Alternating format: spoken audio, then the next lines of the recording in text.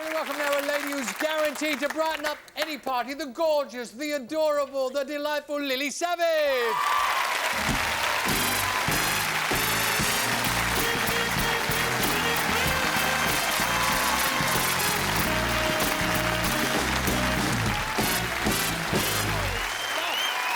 Give me that junk. Shopping. You're shopping. Give it to me. I'll put it down here. Take that Put it down. Oh, look at him. What's his name? Buster. Good lad, sit down. Oh, shut up, Hardin. Why did they say a dog? They go mental. Well, Pack it up. The British. I know they're all posse. Pet lovers is what they are. I couldn't leave him in the house because he mounted the turkey, so I had to bring him out with me, you see. Honest. And also... Can you get a bit near? It's as though you'd sort of gone off me or something. No, not at all. I'll tell you... You see, I wanted to emphasise, because you get all these mad parents who go buying dogs for the kids, don't they? Yeah. But that a dog is for Christmas, not for life. Yes. I mean, no, a dog is for life, not for Christmas. Yeah. You know what I'm on about? Yeah, I know what you're on about. Anyway, sit down. Don't do a whittle, will you? No, we had enough problem with a camel. Do you know what I want for Christmas? What do you want for Christmas? Julio Iglesias, head to toe in leather. That's what I want. Yeah, what do you want? Des, I was walking down the corridor past his dressing room and I could feel me drawers sliding down my legs. Honest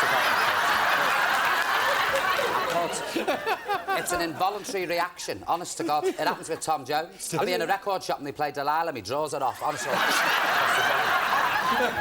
Oh, Vera. You know my sister Vera. Oh, she went to see Vera. Vince Hill, you know. Now, she's got to think about Vince? Vince Hill, you know, remember Vince Hill? Of course, I love Vince. Edelweiss. Anyway.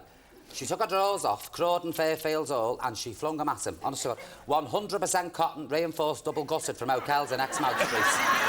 They shot across Fairfields Hall, stuck to Vince Hill's face. He was like John Hurt, an alien. Honestly, never worked again for months after that, the shock. Listen, now he's chilled out. You're right. He's very comfy now, isn't he? Hey, Buster, just call it Buster. He knows his name, doesn't he? Well, you'd know your name and all. How old is he? A year. Yeah. Has he got girlfriends or anything like that? Now and then he has a little fiddle behind a bend, but nothing serious.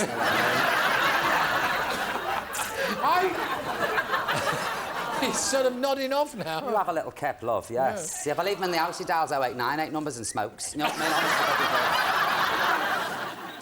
Honestly, this Christmas, Lily, you're in Blackpool? I love it. You don't mind Love it. It's my spiritual home. Honestly, I love the place, yeah. Because I was there, you know, I was doing the summer there, didn't you? Des, I was in the North Pier Theatre, which is a Nissen hut on a pole in the middle of the Irish Sea. And I got out the van, I took the blankets off my head, and I got out the van, and I looked in the middle of the sea. There's this thing, it looks like Alcatraz, honestly, it does. It looks like Devil's Island out there in the sea. And there's a tram takes you down the pier. Now, all the time I was there, when I was in the theatre, the tram was always at the other end. And when I was at the other end, the tram was always down there. And yet I never saw it move, honest. I swear to God, if you want to commit suicide, throw yourself on the tram lines of the North Pier because you've got about 3 hours to think it over before anything comes. But fat place, wicked place. I'm doing a Christmas show up there with kids. Got 12 kids. The dancing and all that. Is it panto? It's not a panto. I think I'm getting up at 10:30 in the morning to come out the floor dressed as a wicked queen. You've got another thing coming. No, I don't like pantomimes. No, you don't like panto? No, so that's not for you. No. Do you enjoy Christmas? Is it something that you say, you look forward to? So... Hate it. No, you don't hate Christmas. I don't believe you hate Christmas. No, I don't like it. I've got to be... And also, I think the true meaning of Christmas has gone out the window now, don't you? Because if on one side of the telly you had Silence of the Lambs and the other side of the telly you had Thora Heard and Alan Jones singing carols from Winchester, we'd all watch Silence of the Lambs, wouldn't we? We would indeed. I can't say blame you like for it, because I... But, like, when you think of poor Mary, what she went through all them years ago, dragged through the deserts on the back of a donkey, pregnant, right? Get there, there's nowhere to sleep because he hasn't booked. You know what it's like at Christmas, you can never get a room anyway.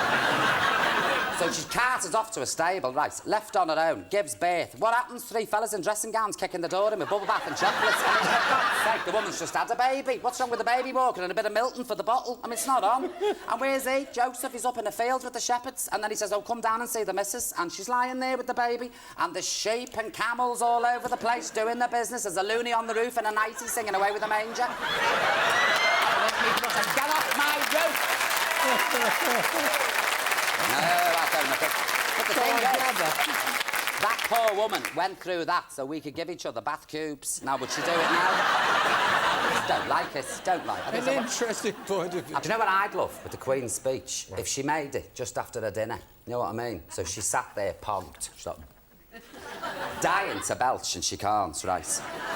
And now they have the camera on her face on her desk with a picture of somebody, and you see out the back, you know, up the gardens and whatever. If they just took that camera away and panned round the room, so you see Princess Margaret on the couch, unconscious. Unconscious. Lying there with a gob open. And a pair of ski pants and men's socks. Just a big line of spit hanging out of a gob. They got the Queen Mother line on the floor playing Scrabble. Now that I'd watch, seriously. What's that? Oh, I know. Changing the subject. To something more delicate. Yeah, well, not delicate, more, I wouldn't even say seasonal. Everybody seems to have a video out, and there's a rumour going around that you've done a fitness video. Me?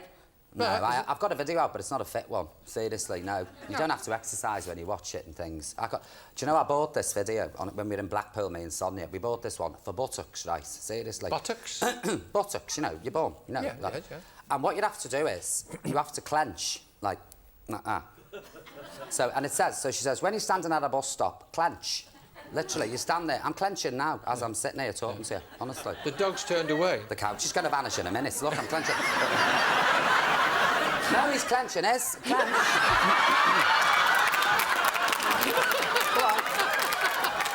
Go on, boss. Is he all right? He's having a ball. Go on, boss, clench. We all clench together. You lot clench. All Everybody clench. have a little 1, 2, clench. 3, clench. And at home, clench. That's better. Oh, the dog's turned around now. He's feeling up. So we're clenching, right, all the way. Me and Sonia sitting there clenching away, clenching in the street. And at the end of this video, this woman says, by the time, it's American, by the time you've watched this video, she said, you'll be able to hold a pencil between the cheeks of your buttocks. And I said to Sonia, what would you want to do that for? So when you're washing the dishes, you can write a letter. So we're doing this, we're in agony, clenching. Honestly, I could have peeled a spud with mine by the time I'd finished. Honest to God. Honestly, I could have made chips out of a speaker. Waste of time, so no, I haven't got a fitness video out. That's not your idea of... They're all the same, aren't they? Are they? These middle-aged women in leotards going and hormone patches flying all over the studio. Let's thank Lily and Buster!